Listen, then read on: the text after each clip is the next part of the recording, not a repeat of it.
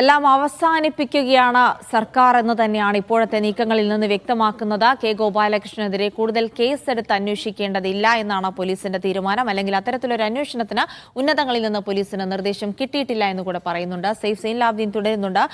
Saif, N പ്രശാന്തിന്റെ ഭാഷയിൽ പറഞ്ഞാൽ രണ്ടുപേരും, പ്രശാന്തിന്റെ ഭാഷയിൽ പറഞ്ഞാൽ കെ ഗോപാലകൃഷ്ണൻ കാണിച്ച കുസൃതി, എന്നാൽ അതിനുശേഷം കാണിച്ച കുസൃതിക്ക് രണ്ടുപേർക്കും അതിനനുസരിച്ച് ഒരു സസ്പെൻഷൻ നടപടി കിട്ടിയിട്ടുണ്ട്. പക്ഷേ ഗോപാലകൃഷ്ണൻ കാണിച്ചതിനെ അതൊരു കുസൃതി എന്ന് പറഞ്ഞുകൊണ്ട് തള്ളിക്കളഞ്ഞുകൊണ്ട് അദ്ദേഹത്തിന് ഒരു സസ്പെൻഷനിൽ അവസാനിപ്പിച്ചുകൊണ്ട് ഒതുക്കി നിർത്താവുന്ന അല്ലെങ്കിൽ സർക്കാരിന്റെ മുഖം സംരക്ഷിക്കാവുന്ന ഒരു നടപടി മാത്രമാണോ അദ്ദേഹത്തിന്റെ ഭാഗത്തുനിന്നുണ്ടായിരിക്കുന്നത്? സർക്കാരിന്റെ ഈ നീക്കം അതൊരു നടപടി എടുത്തു എന്ന് തോന്നിപ്പിക്കാൻ വേണ്ടി ഒരു നടപടി മാത്രമാണ് എന്ന് വരും ദിവസങ്ങളിൽ പ്രതിപക്ഷത്തിനടക്കം ആരോപിക്കാം. മാത്രമല്ല, സർക്കാരിനെ സംബന്ധിച്ചിടത്തോളം അതൊരു സർക്കാരിന്റെ പ്രതിച്ഛായ മെച്ചപ്പെടുത്താൻ പറ്റിയ ഒരു നീക്കം പോലും ആയിരുന്നില്ല എന്നൊരാക്ഷേപം കൂടി എടുക്കാം. എന്തായാലും സർക്കാർ ഒരു സംരക്ഷണ കവചം തീർക്കുന്നു എന്ന് ഇക്കാര്യത്തിൽ പറഞ്ഞാൽ അതിൽ അതിശയോക്തിയില്ല, അല്ലേ? ജിൽസി ആദ്യം സൂചിപ്പിച്ച കാര്യത്തിൽ നിന്ന് നമുക്ക് തുടങ്ങി ഏറ്റവും അവസാനത്തിലേക്ക് എത്തിച്ചേരാം. ഇപ്പോൾ കുസൃതി കാട്ടി എന്നാണ് എൻ പ്രശാന്ത് പറയുന്നത്. ഗോപാലകൃഷ്ണൻ കുസൃതി കാട്ടി എന്നുള്ളത്, ഈ സാധാരണഗതിയിൽ കുസൃതി കാട്ടുമ്പോൾ ഒരു സ്കൂളിലാണ് കുസൃതി കാട്ടുന്നതെങ്കിൽ അതിനകത്ത് ഹെഡ് മാസ്റ്റർ ആ കുസൃതി കാട്ടുന്ന ആൾക്കെതിരെ നടപടി സ്വീകരിക്കും. ഒന്നുകിൽ അടി കൊടുക്കും, അല്ലെങ്കിൽ സ്കൂളിൽ നിന്ന് പുറത്താക്കും. അത് സംസ്ഥാന സർക്കാർ ചെയ്തത്, സംസ്ഥാന സർക്കാരിലെ ഭരണ സംവിധാനത്തിലെ കുസൃതി കാട്ടിയ ഒരു കുട്ടിയെ ആ സ്കൂളിൻ്റെ ഹെഡ് മാസ്റ്ററായ പിണറായി വിജയൻ അതിനെതിരെ നടപടി സ്വീകരിച്ചിരിക്കുന്നു. അത് ഒരു താക്കീതോ അല്ലെങ്കിൽ ഒരു അടി കൊടുക്കുകയല്ല ചെയ്തത്, സസ്പെൻഷനാണ് ചെയ്തത്. അതുകൊണ്ട് ആ സ്കൂളിനെ പുറത്താക്കി എന്ന തരത്തിൽ നമുക്ക് വ്യാഖ്യാനിക്കുകയും ചെയ്യാം. സംസ്ഥാന സർക്കാരുമായി ബന്ധപ്പെട്ട് നമുക്ക് അവർ വിശദീകരിക്കുന്ന ഒരു കാര്യമുണ്ട്. ഒരു സംസ്ഥാന സർക്കാരിൻ്റെ ഒരു ഉദ്യോഗസ്ഥനെതിരെ നടപടി സ്വീകരിക്കണമെങ്കിൽ അതിന് കൃത്യമായ നടപടിക്രമങ്ങളുണ്ട്, അതിൻ്റെ ചട്ടമുണ്ട്. അതിലാദ്യം ഇതിനകത്ത് എന്താണ് സംഭവിച്ചത് എന്ന പരിശോധനയിലേക്ക് കാര്യങ്ങൾ എത്തിച്ചേരണം. അതിനകത്തൊരു പരാതി കിട്ടുന്നു, ആ പരാതി സംസ്ഥാന പോലീസ് അന്വേഷിക്കുന്നു. സംസ്ഥാന പോലീസ് സാങ്കേതികമായ രീതിയിൽ വരെ അത് അന്വേഷിച്ചു. അത് ഗൂഗിളിൽ നിന്നും മെറ്റയിൽ നിന്നും വിശദീകരണം തേടി, പിന്നീട് ഫോറൻസിക് പരിശോധന നടത്തി. അതിനകത്ത് ചില പ്രശ്നങ്ങളുണ്ട്, അദ്ദേഹം ചെയ്തത് തെറ്റാണ് എന്ന് ബോധ്യപ്പെട്ടു. ഈ ബോധ്യപ്പെട്ടു എന്ന് സംസ്ഥാന പോലീസ് കണ്ടെത്തിയപ്പോൾ അത് ഉദ്യോഗസ്ഥ തലത്തിലാണ് പിന്നീട് ആ റിപ്പോർട്ട് എത്തിച്ചേരേണ്ടത്. ഉദ്യോഗസ്ഥ തലത്തിലെ സംസ്ഥാനത്തെ ഏറ്റവും മുതിർന്ന ഉദ്യോഗസ്ഥയായ ചീഫ് സെക്രട്ടറി ശാരദാ മുരളീധരന് മുന്നിലേക്ക് ആ റിപ്പോർട്ട് വരുന്നു. ശാരദാ മുരളീധരൻ റിപ്പോർട്ട് വിശദമായി തന്നെ പരിശോധിക്കുന്നുണ്ട്. ആ വിശദമായി പരിശോധിച്ച ശേഷം മുഖ്യമന്ത്രി പിണറായി വിജയന് മുന്നിലേക്ക് ഈ റിപ്പോർട്ട് സമർപ്പിച്ചിട്ട് ഈ പോലീസ് കണ്ടെത്തിയ കാര്യത്തിൽ കഴമ്പുണ്ട് എന്നാണ് ബോധ്യപ്പെടുന്നത്. അതുകൊണ്ട് അദ്ദേഹത്തിൽ നിന്ന് പോലീസ് വിശദീകരണം തേടിയതുകൊണ്ട് സർക്കാരിൻ്റെ തലത്തിൽ വിശദീകരണം തേടേണ്ടതില്ല, അദ്ദേഹം ചെയ്തത് തെറ്റാണെന്ന് ബോധ്യപ്പെട്ടതുകൊണ്ട് ഇതിനകത്ത് നടപടിയെടുക്കാം എന്ന ശുപാർശ സംസ്ഥാനത്തെ മുഖ്യമന്ത്രിക്ക് മുന്നിലേക്ക് സംസ്ഥാനത്തെ ചീഫ് സെക്രട്ടറി മുന്നോട്ട് വെക്കുന്നു. സംസ്ഥാന സർക്കാർ അതിനകത്ത് നടപടി സ്വീകരിക്കുന്നു. അതെന്ത് നടപടിയാണ് സ്വീകരിക്കുന്നത്? അത് സർക്കാരിൻ്റെ ഭാഗത്തു നിന്നുള്ള ചോദ്യമാണ്. എന്ത് നടപടിയാണ് സ്വീകരിക്കുന്നത്? സസ്പെൻഷൻ എന്ന് പറയുമ്പോൾ ഒരു സംസ്ഥാന സർക്കാരിന് ചെയ്യാൻ കഴിയുന്ന ഏറ്റവും ഉയർന്ന തരത്തിലുള്ള നടപടിയാണ് സസ്പെൻഷൻ എന്നുള്ളത് സർക്കാരിന്റെ വിശദീകരണം. സർവീസിൽ നിന്ന് പുറത്താക്കാൻ കഴിയുമോ എന്നുള്ള ചോദ്യം നിലനിൽക്കുന്നുണ്ട്.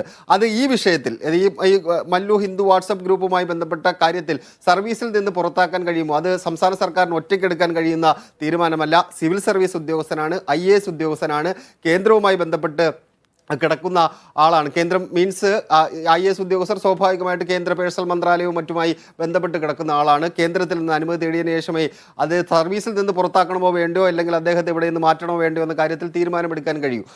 സർക്കാരിൻ്റെ ഭാഷയിൽ പറയുകയാണെങ്കിൽ ഒരു സംസ്ഥാന സർക്കാരിന് എടുക്കാൻ കഴിയുന്ന ഏറ്റവും വലിയ നടപടി സസ്പെൻഷനാണ്. ആ നടപടി സ്വീകരിച്ചിട്ടുണ്ട്. ഇനി സസ്പെൻഷൻ അത് പിന്നീട് റിവോക്ക് ചെയ്യോ ഇല്ലയോ എന്നൊക്കെ നോക്കിയിരുന്ന് കാണേണ്ട കാര്യമാണ്. പക്ഷേ സർക്കാരിൻ്റെ ഭാഗത്ത് നിന്ന് അവർ വിശദീകരിക്കുന്നത് ഒരു ഉദ്യോഗസ്ഥനെതിരെ എടുക്കാൻ കഴിയുന്ന പരമാവധി നടപടി ഈ വിഷയത്തിൽ എടുത്തിട്ടുണ്ട്.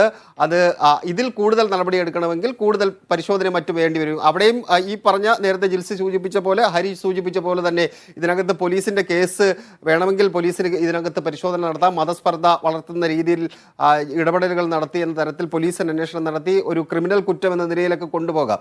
അത് കൊണ്ടുപോകും എന്നാണ് ഇനി അറിയേണ്ടത്. സിവിൽ സർവീസ് ചട്ടപ്രകാരം ഒരു സർക്കാർ നേരത്തെ ഹരി പറഞ്ഞതുപോലെ തന്നെ പോലീസിന് ഈ മതസ്പർദ്ധ വളർത്തി എന്നൊക്കെ പറഞ്ഞ് മുന്നോട്ട് കൊണ്ടുപോകാൻ തരത്തിലൊരു പരാതി കിട്ടിയിട്ടില്ല എന്നുള്ളതാണ്. പക്ഷേ സാധാരണക്കാരന്റെ ഭാഗത്ത് നിന്ന് ഇത്തരം എന്തെങ്കിലും ഒരു നീക്കം ഉണ്ടാകുമ്പോൾ പോലീസ് സ്വമേധയാ കേസെടുക്കുന്നതൊക്കെ കണ്ടിട്ടുണ്ട്. അപ്പോൾ അത്തരം നീക്കങ്ങളൊന്നും പോലീസിന് ഇക്കാര്യത്തിൽ നടത്താൻ കഴിയില്ല. പ്രത്യേകിച്ച് കെ ഗോപാലകൃഷ്ണനെ പോലെയുള്ള ഒരു ഉന്നത IAS ഉദ്യോഗസ്ഥനായതുകൊണ്ട് തന്നെ അതിൻ്റെതായ ഒരു രാഷ്ട്രീയ സമ്മർദ്ദം പോലീസിനുണ്ടായേക്കാം. അതുകൊണ്ട് തന്നെ ഒരു രാഷ്ട്രീയ തീരുമാനമാണ് അദ്ദേഹത്തിനെതിരെ കൂടുതൽ നടപടിയെടുക്കേണ്ടത്. അത് ഉണ്ടാവുന്നില്ല എന്നുള്ളത് കൂടിയാണ് പോലീസിന് ഇവിടെ കുഴക്കുന്നുണ്ടാവുക, അല്ലേ? അല്ല, ഇത് സ്വാഭാവികമായിട്ട് ജിൽസി സൂചിപ്പിച്ച പ്രധാനപ്പെട്ട കാര്യമാണ്. ഈ മതസ്പർദ്ധ വളർത്തുന്നത് ഇപ്പോൾ സാധാരണക്കാരനാണെങ്കിൽ ഒരു പരാതിയുമില്ലാതെ പൊതുസമൂഹത്തിന് മുന്നിലുള്ള കാര്യത്തിൽ ഒരു കേസെടുത്ത് മുന്നോട്ട് പോകുന്നതാണ് സമീപകാലത്തെല്ലാം നമ്മൾ കണ്ടിട്ടുള്ളത്. സമീപകാലത്തല്ല, ഈ കഴിഞ്ഞ കാലങ്ങളിലെല്ലാം നമ്മൾ കണ്ടിട്ടുള്ളത്. ഈ വിഷയത്തിൽ സംസ്ഥാന സർക്കാരിന് അല്ലെങ്കിൽ പോലീസിന് കേസെടുക്കാതിരിക്കാൻ കഴിയുന്ന തരത്തിൽ എന്തെങ്കിലും തരത്തിലുള്ള സാധനങ്ങളുമില്ല. കാരണം സംസ്ഥാന പോലീസാണ് ഈ വിഷയം അന്വേഷിച്ചത്. സംസ്ഥാന പോലീസ് മേധാവിയാണ് ആ റിപ്പോർട്ട് സമർപ്പിക്കുന്നത്. അതിനകത്ത് ആ റിപ്പോർട്ടിൽ കൃത്യമായി പറയുന്നുണ്ട്, ഇന്നലെ ഇറങ്ങിയ സസ്പെൻഷൻ ഉത്തരവിൽ തന്നെ കൃത്യമായി തന്നെ പറയുന്നുണ്ട്, മതസ്പർദ്ധ വളർത്തുന്ന തരത്തിലാണ് ഇടപെടൽ ഉണ്ടായിരിക്കുന്നത് എന്ന് സംസ്ഥാന പോലീസ് കണ്ടെത്തുന്നു. സംസ്ഥാന പോലീസ് മേധാവി അത് അംഗീകരിക്കുന്നു.